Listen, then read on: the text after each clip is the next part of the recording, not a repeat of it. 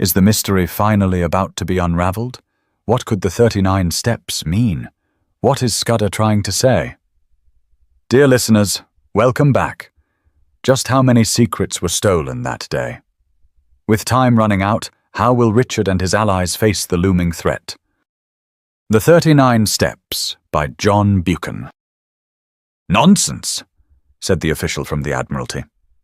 Sir Walter got up and left the room while we looked blankly at the table. He came back in 10 minutes with a long face. I have spoken to Aloha, he said. Had him out of bed, very grumpy. He went straight home after Moll Ross's dinner. But it's madness, broke in General Winstanley.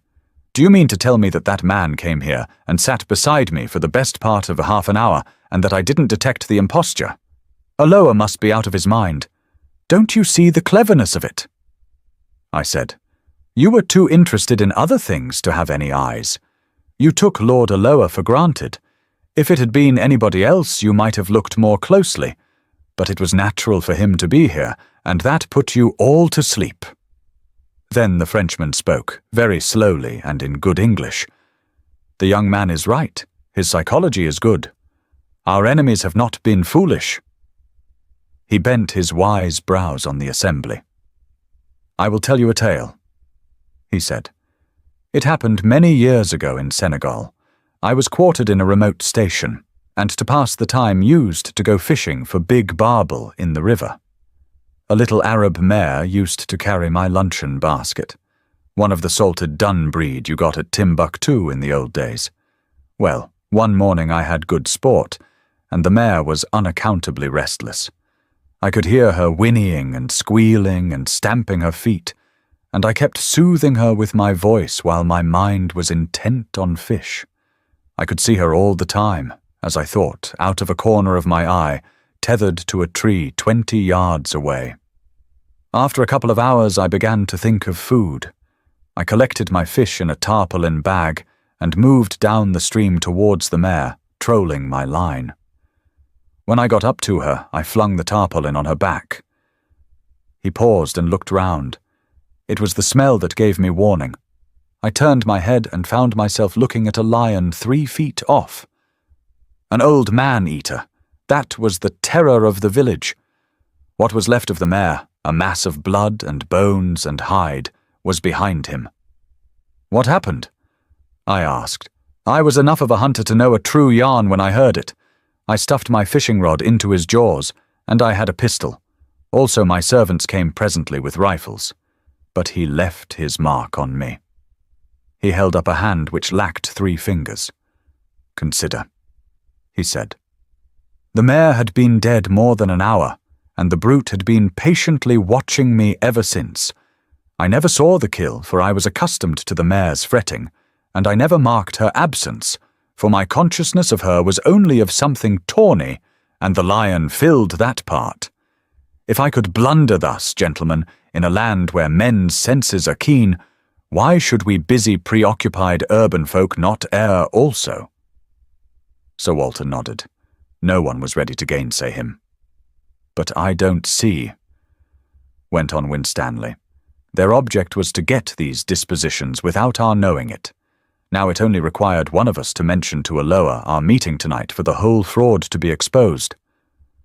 Sir Walter laughed dryly. The selection of Aloha shows their acumen. Which of us was likely to speak to him about tonight? Or was he likely to open the subject? I remembered the First Sea Lord's reputation for taciturnity and shortness of temper. The one thing that puzzles me, said the General, is what good his visit here would do that spy fellow.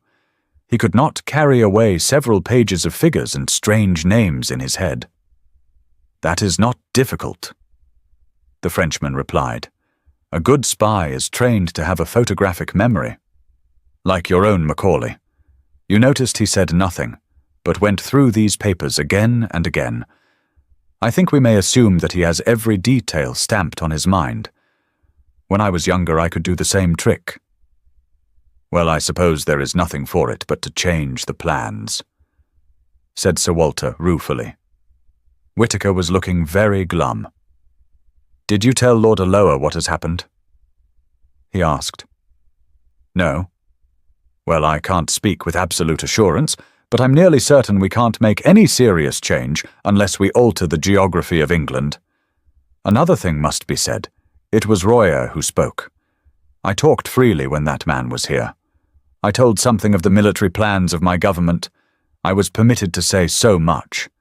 But that information would be worth many millions to our enemies. No, my friends, I see no other way.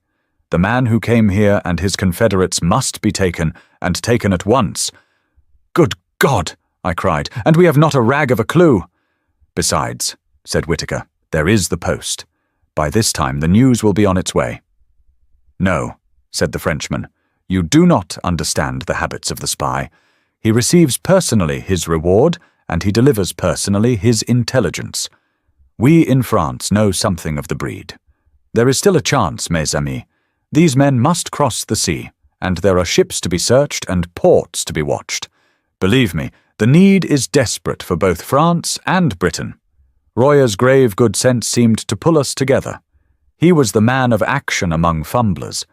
But I saw no hope in any face, and I felt none.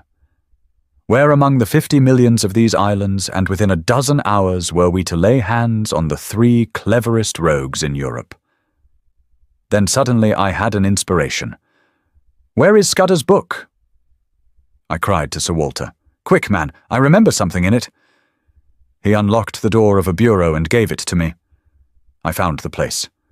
39 steps, I read, and again, 39 steps.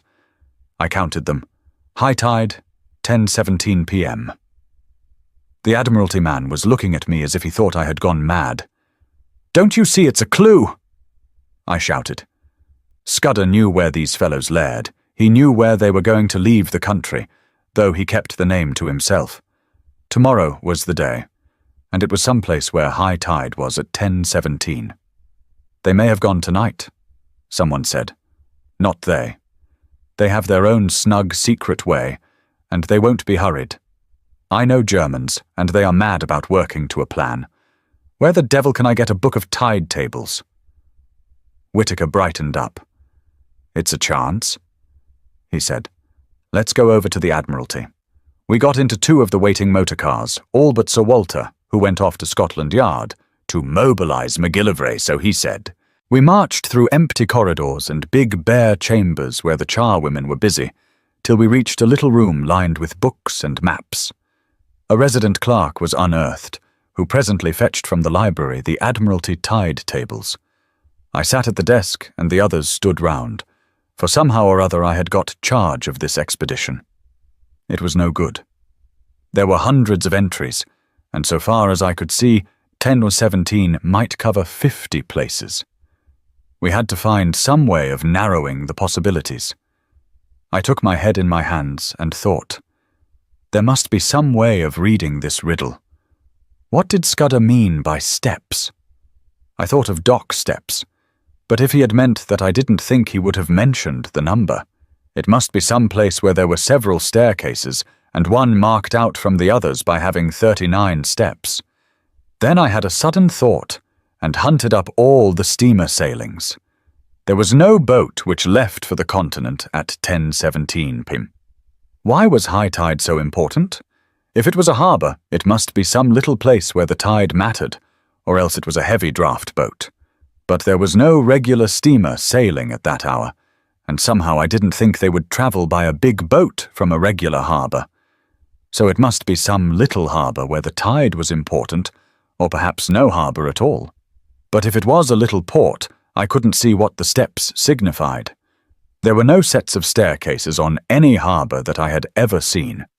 It must be some place which a particular staircase identified, and where the tide was full at 10:17. On the whole, it seemed to me that the place must be a bit of open coast. But the staircases kept puzzling me. Then I went back to wider considerations. Whereabouts would a man be likely to leave for Germany? A man in a hurry, who wanted a speedy and a secret passage. Not from any of the big harbours, and not from the Channel or the West Coast or Scotland. For remember, he was starting from London. I measured the distance on the map, and tried to put myself in the enemy's shoes. I should try for Ostend, or Antwerp, or Rotterdam, and I should sail from somewhere on the east coast between Cromer and Dover. All this was very loose guessing, and I don't pretend it was ingenious or scientific. I wasn't any kind of Sherlock Holmes, but I have always fancied I had a kind of instinct about questions like this. I don't know if I can explain myself, but I used to use my brains as far as they went, and after they came to a blank wall, I guessed, and I usually found my guesses pretty right. So I set out all my conclusions on a bit of Admiralty paper. They ran like this. Fairly certain. 1. Place where there are several sets of stairs, one that matters distinguished by having 39 steps. 2. Full tide at 10:17 p.m., leaving shore only possible at full tide. 3. Steps not dock steps, and so place probably not harbour. 4. No regular night steamer at 10:17. Means of transport must be tramp, unlikely, yacht, or fishing boat. There my reasoning stopped. I made another list, which I headed guessed, but I was just as sure of the one as the other. Guessed 1. Place not harbour, but open coast. 2. Boat small, trawler, yacht, or launch. 3. Place somewhere on east coast between Cromer and Dover. It struck me as odd that I should be sitting at that desk with a cabinet minister, a field marshal, 2 high government officials, and a French general watching me, while from the scribble of a dead man I was trying to drag a secret which meant life or death for us. Sir Walter had joined us, and presently MacGillivray arrived. He had sent out instructions to watch the ports and railway stations for the 3 men whom I had described to Sir Walter. Not that he or anybody else thought that that would do much good. Here's the most I can make of it, I said. We have got to find a place where there are several staircases down to the beach, one of which has 39 steps. I think it's a piece of open coast with biggish cliffs, somewhere between the Wash and the Channel. Also, it's a place where full tide is at 10:17 tomorrow night. Then an idea struck me. Is there no inspector of coast guards or some fellow like that who knows the East Coast? Whittaker said there was, and that he lived in Clapham. He went off in a car to fetch him, and the rest of us sat about the little room and talked of anything that came into our heads. I lit a pipe and went over the whole thing again, till my brain grew weary. About 1 in the morning the Coast Guard man arrived. He was a fine old fellow, with the look of a naval officer, and was desperately respectful to the company. I left the War Minister to cross-examine him, for I felt he would think it cheek in me to talk. We want you to tell us the places you know on the east coast where there are cliffs, and where several sets of steps run down to the beach. He thought for a bit. What kind of steps do you mean, sir? There are plenty of places with roads cut down through the cliffs, and most roads have a step or 2 in them. Or do you mean regular staircases? All steps, so to speak. Sir Arthur looked towards me. We mean regular staircases, I said. He reflected a minute or 2. I don't know that I can think of any. Wait a second. There's a place in Norfolk, Brattlesham, beside a golf course, where there are a couple of staircases, to let the gentleman get a lost ball. That's not it, I said. Then there are plenty of marine parades, if that's what you mean. Every seaside resort has them. I shook my head. It's got to be more retired than that, I said. Well, gentlemen, I can't think of anywhere else. Of course, there's the Rough. What's that? I asked. The big chalk headland in Kent, close to Bradgate. It's got a lot of villas on the top, and some of the houses have staircases down to a private beach. It's a very high-toned sort of place, and the residents there like to keep by themselves. I tore open the tide tables and found Bradgate. High tide there was at 10:27 p.m. on the 15th of June. We're on the scent at last, I cried excitedly. How can I find out what is the tide at the Rough? I can tell you that, sir, said the Coast Guard man. I once was lent a house there in this very month, and I used to go out at night to the deep-sea fishing. The tide's 10 minutes before Bradgate. I closed the book and looked round at the company. If one of those staircases has 39 steps, we have solved the mystery, gentlemen, I said. I want the loan of your car, Sir Walter, and a map of the roads. If Mr. McGillivray will spare me 10 minutes, I think we can prepare something for tomorrow. It was ridiculous in me to take charge of the business like this, but they didn't seem to mind, and after all, I had been in the show from the start. Besides, I was used to rough jobs, and these eminent gentlemen were too clever not to see it. It was General Royer who gave me my commission. I, for one, he said, am content to leave the matter in Mr. Hannay's hands. By 3:30 I was tearing past the moonlit hedgerows of Kent, with McGillivray's best man on the seat beside me. Can Richard prove that his theory is correct? Tomorrow we'll witness the grand finale. Who will Lady Luck smile upon? See you then.